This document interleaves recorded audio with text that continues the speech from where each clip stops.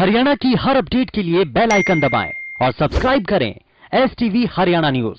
नमस्कार, आपका जिला आपकी खबर लिए मैं अनामिका अजय मिश्रा। संसद में हंगामे को लेकर हरियाणा के गृह मंत्री अनिल विज ने विपक्ष पर निशाना साधा। अनिल विज ने कहा कि सदन में विपक्ष सवाल पूछे तो सरकार जवाब जरूर देगी, लेकिन सदन में विपक्ष प्रश्न उठाने की बजाय हंगामा कर रहा है। विज ने कहा कि अगर विपक्ष को जवाब चाहिए तो सदन की कार्रवाई के अनुरूप सवाल पूछे। उधर सिरसा में किसानों की गिरफ्तारी और भूपेंद्र सिंह हुड्डा के बयान पर विज ने कहा कि धाराएं लीगल ओपिनियन लेकर लगाई जाती हैं और इसमें भी ओपिनियन ली गई थी।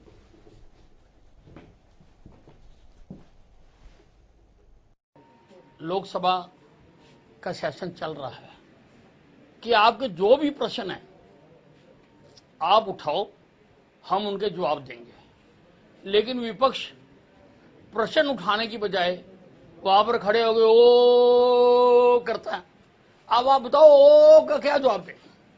तो अगर इनको जवाब चाहिए तो सदन में ये सदन के कार्रवाई के अनुकूल अपने प्रश्नों को रखें, हर प्रश्न का जवाब दिया जाए। देखिए, जब भी कोई धारा लगाई जाती है तो लीगल ओपिनियन लेकर लगाई जाती है और लीगल ओपिनियन लेकर ही धारा लगाई गई। कृषि कानूनों को रद्द करवाने की मांग को लेकर किसान अब सरकार को घेरने की तैयारी तेज कर चुके हैं। इसी कड़ी में भारतीय किसान यूनियन के बैनर तले यमुनानगर के टोल प्लाजा से हजारों किसानों ने दिल्ली की ओर कूच किया। किसान नेता गुरनाम चढ़ूनी की अगुवाई में सरकार के खिलाफ नारेबाजी करते हुए किसान का काफिला दिल्ली के लिए निकला।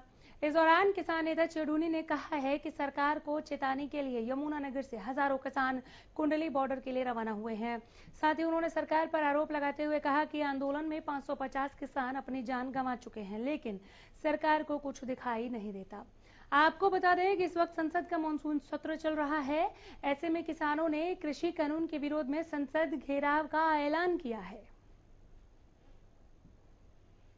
है यहाँ से दिल्ली जथा लेके जाने का है और ये हमारा क्रम लगातार पिछले काफी दिनों से चल रहा है। जिले वाइज जथे लेके जा रहे हैं। आज यमुनानगर का नंबर है और यमुनानगर के जो हमारे कार्यकर्ता हैं, संजू जी हैं, हरपाल जी हैं, मनदीप जी हैं और हमारे यहाँ की पूरी जो टीम है वो बहुत लगन और बहुत मेहनत से उन्होंने काम करके यहाँ पे आज बहुत बड़ा जथा तैयार किया है दिल्ली कूच के लिए। और ये हमारा प्रोग्राम जो है किसानों में जागृति और सरकार को चेतावनी दोनों काम करें। 5 किसानों के रिहाई की मांग को लेकर किसानों का धरना चौथे दिन भी जारी है। धरना स्थल पर किसान नेता बलदेव सिंह सिरसा लगातार आमरण अनशन कर रहे हैं। सोमवार को किसान प्रतिनिधियों और जिला प्रशासन के अधिकारियों के बीच बैठक हुई, जिसमें किसानों ने लिखित में प्रशासन को अपनी मांगे सौंपी हैं। किसान नेताओं का कहना है कि जिला प्रशासन का रवैया बदलता नजर आ रहा है। वहीं प्रशासनिक अधिकारियों का कहना है कि किसानों ने लिखित में अपनी मांग किसान नेताओं ने कहा है कि धरने पर बढ़ रही किसानों की संख्या को देखते हुए प्रशासन और सरकार दबाव में है। हम सरकार से मांग कर रहे हैं कि जल्द से जल्द सरकार हमारी मांगे माने। बैठक हुई, सारे पंजाब, राजस्थान और हरियाणा के सारे नेताओं से बातचीत हुई है और उसमें सबने ये सहमति जता दी है कि ये जो मामला है देशद्रोही का, जो मुकदमे इन्होंने दर्ज किए हैं, ये कोई अकेले सिरसा का नहीं पूरे देश का है और सरकार जो है इस तरह के मुकदमे बना के इस आंदोलन को दबाना चाह रही है। जो अंग्रेज इस धाराओं का प्रयोग करते थे, सुप्रीम कोर्ट ने भी इस पर संज्ञान लिया है। तो संयुक्त मोर्चे ने खास तौर के ऊपर इसकी प्लानिंग शुरू कर दी है कि इस तरीके से ये सरकार, जो भारत सरकार है, यहाँ की जो मोदी सरकार है, ये देश के किसानों की आवाज को दबा नहीं सकते। देश का किसान जो है यहाँ पे पहुंचेगा, जरूरत पड़ेगी। तो आज दूसरा दिन है आमरण अनशन का। तो हमारी लड़ाई केंद्र सरकार से, हम बार बार इस सरकार को कहते हैं, हरियाणा को भी, आप आंदोलन को दबाने के लिए, कुचलने के लिए, कमजोर करने के लिए ऐसे षड्यंत्र ना रचो। हम बार बार हमारे जो साथी हैं किसानों को उगर करके उन पर केस, झूठे मुकदमे दर्ज कर रहे हैं, उनको बंद करो। थोड़ी जो टाइम है, हमारा जो रोहतक वाला जो मुद्दा था उसने मनीष ग्रोवर ने माफी मांग ली है। वो भी हमारे जितने हरियाणा के टोल प्लाजे हैं, जितने भी हमारी उधर वाले भाई हैं, वो भी सारे आज और कल में पहुंच रहे हैं। जितनी जल्दी ये सरकार, इस जो सिरसा प्रशासन और हरियाणा सरकार मिलकर हमारे किसानों को रिहा करती तो ठीक है, नहीं तो दिन भर दिन ये आंदोलन बहुत बड़ा होता है। 22 जुलाई को होने वाले संसद मार्च को लेकर किसानों ने अपनी तैयारियां कर ली हैं। टीकरी बॉर्डर से भी किसान संसद का घेराव करने पहुंचेंगे। किसान नेताओं ने बताया कि बुधवार दोपहर 2 बजे टीकरी बॉर्डर से किसानों का जत्था रवाना होगा। संसद मार्च में शामिल होने वाले किसानों के पहचान पत्र बनाए जाएंगे। जत्थेबंदी का लीडर मार्च में शामिल होने वाले किसान की पहचान करेगा। हर जत्थेबंदी से 5 किसान संसद का घेराव करने के लिए कूच करेंगे। संसद मार्च के दौरान कोई शरारती तत्व किसान के बीच शामिल ना हो, इसका खास ध्यान रखा जाएगा।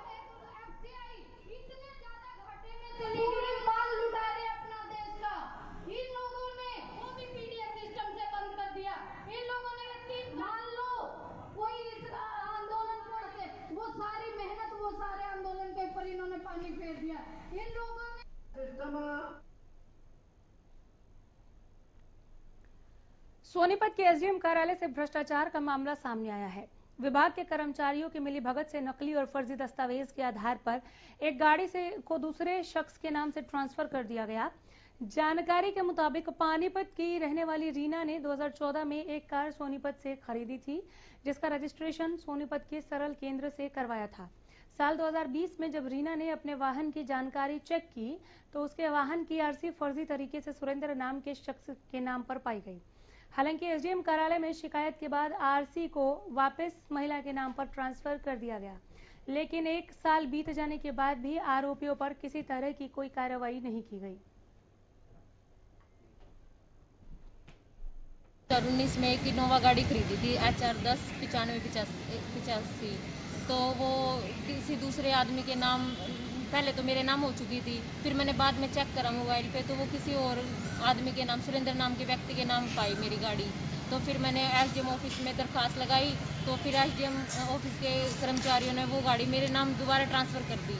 फिर मैंने दोबारा दरखास्त लगाई कि इस पे जिसके भी नाम हुई है ये गाड़ी, तो उस पर कड़ी कार्रवाई की जाए, जिसने मेरे फर्जी डॉक्यूमेंट्स, फर्जी एफिडेविट का मिसयूज़ करके, फर्जी साइन करके मेरी गाड़ी दूसरे के अपने नाम करवा ली है। हमारे संज्ञान में आया है, पिछले साल का मामला है, जिसमें एक महिला ने आरोप लगाया है कि उनके फर्जी दस्तावेजों पर साइन करके और यहाँ पर आरसी जो है किसी और व्यक्ति के नाम पर गाड़ी ट्रांसफर करवाई गई। तो तत्कालीन एसडीएम महोदय द्वारा नोटिस में आते ही उसकी आरसी कैंसिल करते हुए धाराओं के तहत 55 सेक्शन के तहत आरसी कैंसिल की गई और महिला को भी ओनर बनाया गया। इसके अतिरिक्त जो महिला है वो पुलिस कंप्लेंट उसने दी और इस पर पुलिस कार्रवाई हो रही है।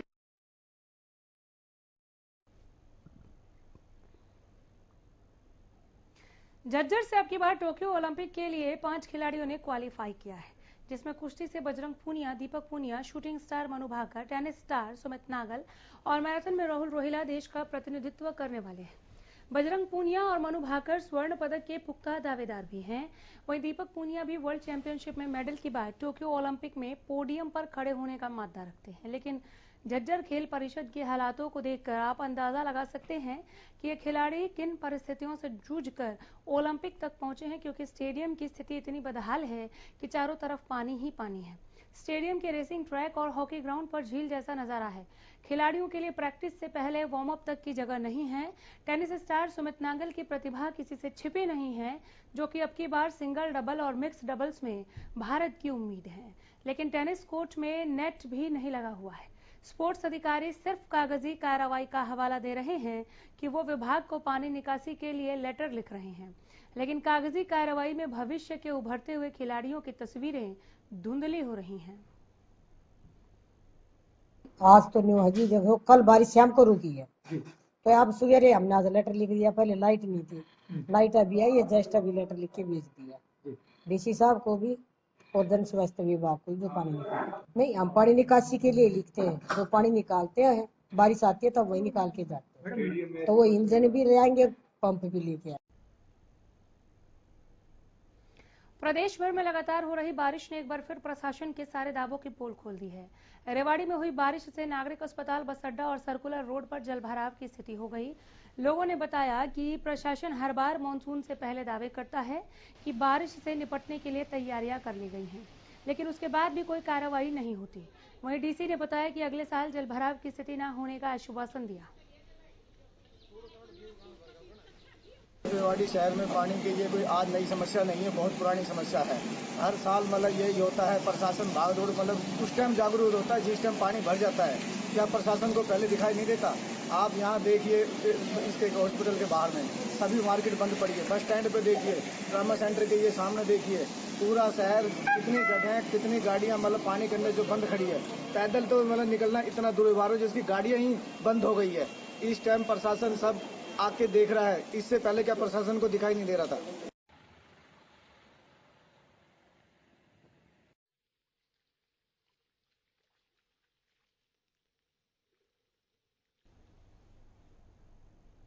कोरोना की तीसरी लहर के मद्देनजर फतेहाबाद के नागरिक अस्पताल में ऑक्सीजन प्लांट लगा दिया गया है।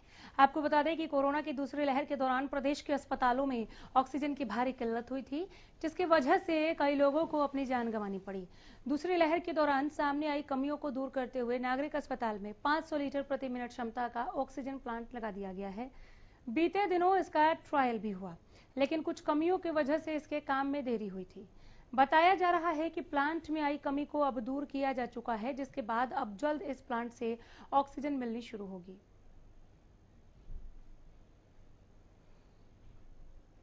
ये टैंक हमें चेंज करना है, कैपेसिटी के अनुसार टैंक दूसरा मंगाया है, उसको आज फिट हो जाएगा, कल ये रनिंग में आ जाएगा। तो ट्रायल कर लिया गया इसका? हाँ, ट्रायल कर लिया गया इसका। तो कितनी ऑक्सीजन इसमें मिल पाएगी? ये 500 LPM मिलेगी इससे। तो पहले वाला जो टैंक था वो कितने मात्रा का था? वो 450 LPM का था। तो ज्यादा का रखे जा रहा है। तो पूरी तरह तैयार है आज ये? पूरी तरह तैयार है। पानीपत के हैंडलूम मार्केट, जो अपने आप में विश्व विख्यात है और उसे एशिया की सबसे बड़ी हैंडलूम मार्केट भी कहा जाता है, आज उसकी हालत बद से बदतर हो गई। आपको बता दें कि यहाँ पर 2000 से ज्यादा व्यापारी कोरोना काल में लगे लॉकडाउन को लेकर परेशान हैं, क्योंकि पूरे भारतवर्ष में पानीपत हैंडलूम का कारोबार फैला हुआ है, लेकिन पूरे भारत में लगे लॉकडाउन को लेकर व्यापारियों का आना जाना बंद है। वहीं आने वाले समय में कोरोना संक्रमण की तीसरी लहर को लेकर जिस तरीके की बातें हो रही हैं, उसे लेकर भी व्यापारी काफी परेशान है। कहना है उनका कि आज घर चलाना मुश्किल हो गया है, अगर यही हालात रहे तो काम धंधे ठप हो जाएंगे। व्यापारियों ने जिला उपायुक्त से जब इस मामले में बात की तो उन्होंने कहा कि मामला आपने हमारे संज्ञान में डाला है, इस पर जरूर नगर कमिश्नर से बात की जाएगी।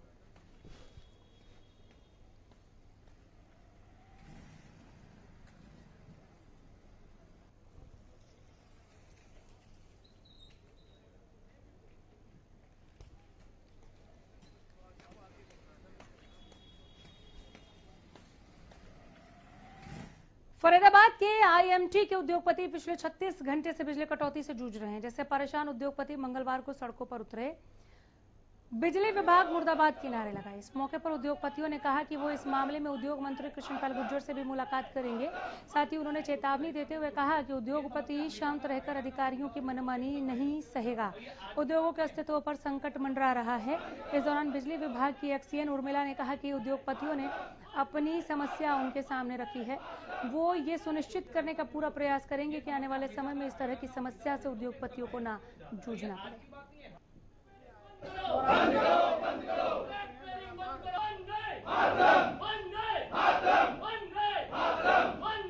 राजस्थान में भी होती है ये समस्या, हमेशा हमें हरियाणा में और फेस करते हैं, और ये आज की बात नहीं है।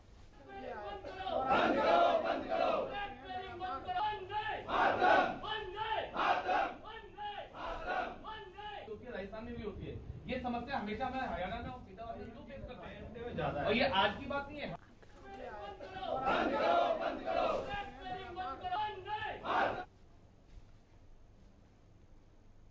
इधर महम चौबीसी के भेड़ी भैरव गांव में मंगलवार सुबह घर में घुसकर पति पत्नी और बच्चों से मारपीट का मामला सामने आया।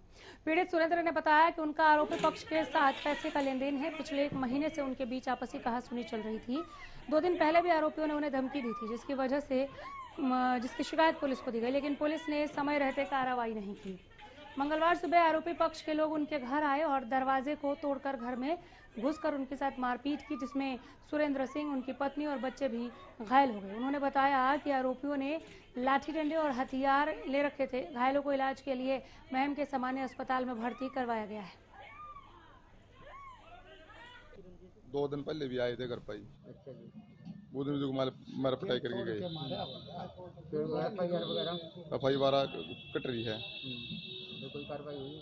कोई कार्रवाई नहीं हुई। इन्हें तो माले आज के लिए बुलाए थे, कल तो माले हम बुलाए थे, कल हम थाना में चले गए पर दूसरी पार्टी पहुंची नहीं। मारी पिटाई का मामला है, पुलिस में आज जाना था, इन्हें बुलाए थे गए नहीं, पहले नुमान ने अपना बड़े कर दिया।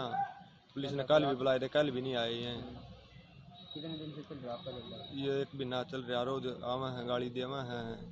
हमारी पिटाई एक बार पहले भी हुई थी।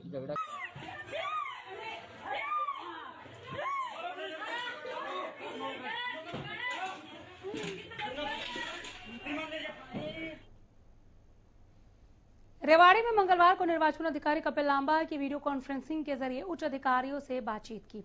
इस दौरान उन्होंने विभाग के कच्चे कर्मचारियों को पक्का करने की बात भी कही, जिसकी वीडियो बनाकर साथ बैठे कर्मचारियों ने वायरल कर दी। अब नायब तहसीलदार कपिल लांबा का कहना है कि उन्हें डर है कि सरकार उन्हें सस्पेंड कर सकती है। इसी को लेकर उन्होंने अन्य विभागों के अधिकारियों से अपील की है कि वो अपने कच्चे कर्मचारियों को पक्का करने के लिए आवाज को बुलंद करें।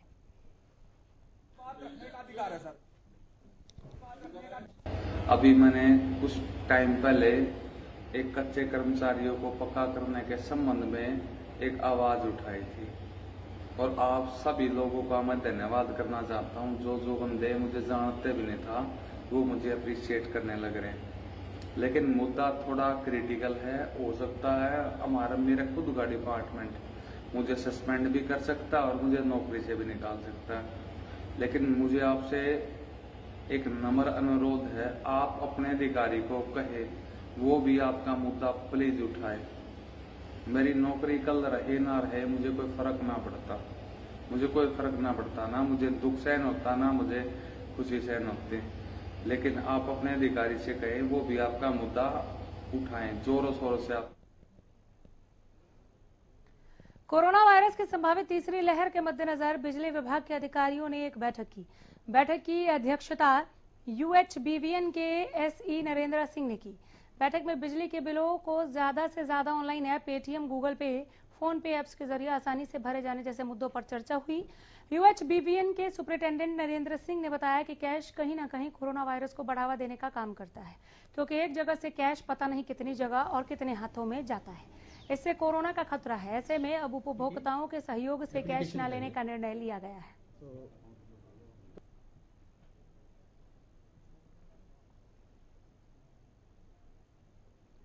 आजकल जैसे ये कोरोना की वेव चल रही है तो इसके अंदर जो भी हमारे कागज हैं, चाहे वो चेक हैं या ड्राफ्ट हैं या कैश पेमेंट है, तो वो कोरोना का बहुत बड़ा एक कैरियर है। तो इसी चीज़ को ध्यान में रखते हुए मेरी सभी उपभोक्ताओं से अपील है कि वो ऑनलाइन सारी पेमेंट ऑनलाइन ही करें।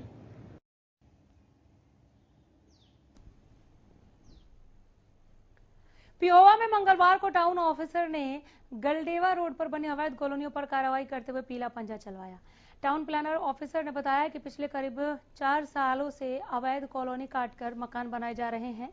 मकान बनाने वाले लोगों को टाउन प्लानर ऑफिसर की तरफ से कई बार नोटिस भी जारी किया गया और सुनवाई का मौका भी दिया था, लेकिन अवैध कॉलोनी में घर बनाने वालों की तरफ से कोई जवाब नहीं दिया गया, जिसके चलते टाउन प्लानर ऑफिसर ने मौके पर जाकर अवैध निर्माण को गिरवाया।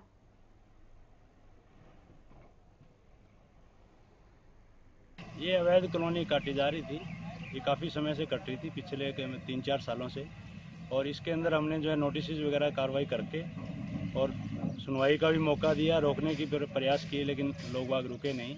अब ये न्यूओं की और जो है इनिशियल स्टेज पे कॉलोनी है, इसको इनिशियल स्टेज पे ही हम ध्वस्त कर रहे हैं। इसमें जो DPC लेवल के निर्माण हैं या जो सड़कें हैं हम उनको उखाड़ रहे हैं और लोगों को संदेश दे रहे हैं कि इसको में कॉलोनी में प्लाट ना लें, अवैध कॉलोनी में प्लाट लेकर के अपनी जमा पूंजी ना खोएं। इधर रेवाड़ी शहर के जिला सचिवालय पर किन्नर समाज ने ठगी को लेकर प्रदर्शन किया। जिला सचिवालय में SP को शिकायत देने के बाद किन्नर समाज ने जमकर प्रदर्शन किया। किन्नर समाज ने कुंज गली स्थित निखिल ज्वेलर्स पर उनसे ठगी का आरोप लगाया। ठगी का पता लगने पर किन्नर समाज ने 3 दिन पहले ज्वेलर्स की दुकान पर हंगामा किया और भाड़ावास चौकी में शिकायत भी दी, लेकिन किन्नर समाज का आरोप है कि पुलिस ने कार्रवाई करने की बजाय उन पर ही दबाव बनाया, जिसके बाद मंगलवार को किन्नर समाज ने जिला सचिवालय में SP को मामले की शिकायत दी है। SP ने मामले की जांच DSP मोहम्मद जमाल को सौंप दी है।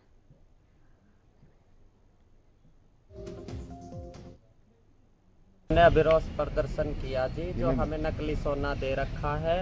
उसकी वजह पीछे हम आए थे, एसपी साहब महोदया के पास कोर्ट के अंदर आए, हमारी कोई कार्रवाई नहीं हुई। हम दरखास्त लेके जैसे थाने पहुंचे ना चौकी के अंदर, तो दरखास्त मोड़ के जेब में डाल ली गई और हमें कहा गया कि ये सब बातें तो हम देखेंगे।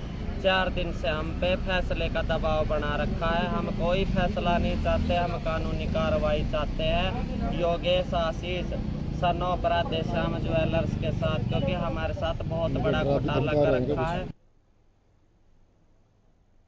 इधर गोहिला चीका बिजली विभाग की लापरवाही से एक मासूम की मौत होने के मामले में बिजली विभाग पर मामला दर्ज कर लिया गया। बच्चे की पिता की शिकायत पर पुलिस ने बिजली विभाग के खिलाफ गैर इरादतन हत्या का मामला दर्ज कर लिया है। आपको बता दें कि 2 दिन पहले बिजली विभाग की लापरवाही के चलते एक बच्चे की करंट लगने से मौत हो गई थी।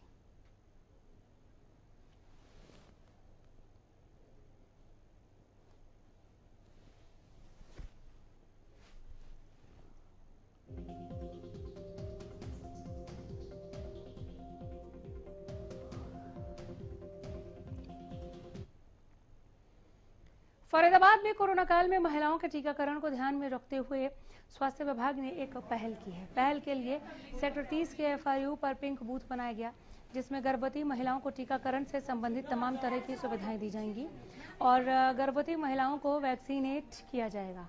FRU के SMO ने बताया कि गर्भवती महिलाओं को टीकाकरण ज्यादा से ज्यादा संख्या में हो सके, इसके लिए मुहिम चलाई गई है। यहाँ पता चला है कि यहाँ पे कोरोना का टीका लग रहा है और मुझे ये भी पता चला है कि जो कोरोना का जो वैक्सीन है वो प्रेगनेंसी में भी लिया जा सकता है और इससे क्या होगा कि मुझे मेरे साथ साथ मेरे बच्चों को भी सुरक्षा मिलेगी और मैं ये रिकमेंड करती हूँ कि सबको ये जरूर लेना चाहिए। हमने एक अलग टीम बनाई हुई है, इसमें एक तो वैक्सीनेटर है, दूसरा एक और उनको ये बताएगा कि हम उनको प्रॉपर फॉलोअप देंगे, उनको डरने की ज़रूरत नहीं है। ये फॉलोअप के पूरे प्रेगनेंसी पीरियड में चलेगा और डिलीवरी के बाद भी चलेगा। पिंक बूथ जैसे कि अभी वैक्सीनेशन प्रेग्नेंट लेडीज़ को लास्ट वीक ही लॉन्च किया है हरियाणा स्टेट में, और जैसे जैसे गाइडलाइन आई हम सबको वो फॉलो करनी थी, तो हमने सोचा प्रेग्नेंट लेडीज़ जैसे कि आमतौर पे आने में हिचकिचाते हैं कि काफ़ी सारे नई वैक्सीन है और कैसा रहेगा, तो लोग बाहर निकल के नहीं आ रही थी, तो थोड़ा भीड़ भाड़ से बचाने के लिए हमने एक सेपरेट बूथ बनाया है जिसमें प्रेग्नेंट लेडीज़ को। बुलेटिन में इतना है।